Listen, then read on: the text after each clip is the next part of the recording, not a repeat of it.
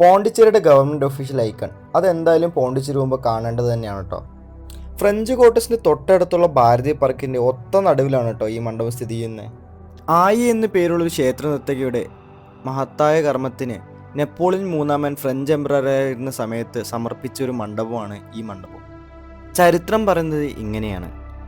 പണ്ട് 16-ാം നൂറ്റാണ്ടിൽ വിജയനഗർ എംപയറായ കൃഷ്ണദേവരായ ഇന്നറിയപ്പെടുന്ന പോണ്ടിച്ചേരി വിസിറ്റ് ചെയ്യാൻ ഇടയുണ്ടാവുകയും അവിടെ ഒരു വലിയൊരു വീട്ടിൽ നിറച്ചും വിളക്കുകളും കണ്ടപ്പോൾ അദ്ദേഹം കരുതി ഒരു അമ്പലമാണ് കരുതി തൊഴുകയും ചെയ്തു. അപ്പോഴാണ് അവിടെയുള്ള ജനങ്ങൾ പറഞ്ഞത് അമ്പലമല്ല, അവിടുത്തെ ഒരു ദേവദാസിയുടെ വീടാണ്. ദേവദാസി എന്ന് പറഞ്ഞാൽ അമ്പലത്തിൽ നൃത്തം ചെയ്യുന്ന നർത്തക. ഇതറിഞ്ഞ കൃഷ്ണദേവരായ ആകെ നാണം കെടുകയും അതിനുശേഷം ആ വീട് പൊളിക്കാനുള്ള ഉത്തരവിടുകയും ചെയ്തു. അപ്പോഴാണ് ആയി പറയുന്ന ആ ദേവദാസി കൃഷ്ണദേവരായയോട് ഒരു അപേക്ഷ വയ്ക്കുന്നത്. തൻ്റെ വീടിരുന്ന സ്ഥലത്ത് ഒരു കുളം കുഴിക്കുവാനുള്ള സൗകര്യം നൽകണമെന്നായിരുന്നു ആ അപേക്ഷ. വർഷങ്ങൾ കഴിഞ്ഞ് ഫ്രാൻസ് ഭരിക്കുന്ന പോണ്ടിച്ചേരിയിൽ ഒരു വരൾച്ച വരികയും ആ വരൾച്ച മാറ്റാനായി ഈ ആയി കുഴിച്ച കുളത്തിൽ നിന്നാണ് വെള്ളം കൊണ്ടുപോയി എന്നായിരുന്നു ചരിത്രം. ഇതെല്ലാം അറിഞ്ഞ നെപ്പോളിയൻ മൂന്നാമൻ ആയിക്കായി ഒരു മണ്ഡപം തന്നെ പണിയുകയായിരുന്നു.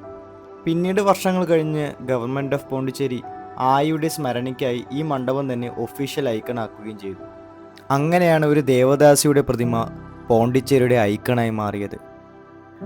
അന്നിവരുടെ കുളത്തിൽ നിന്നെടുത്ത ശുദ്ധജലമില്ലെങ്കിൽ ഇന്നീ കാണുന്ന പോണ്ടിച്ചേരി ഇല്ല എന്നാണ് ചരിത്രം പറയുന്നത്.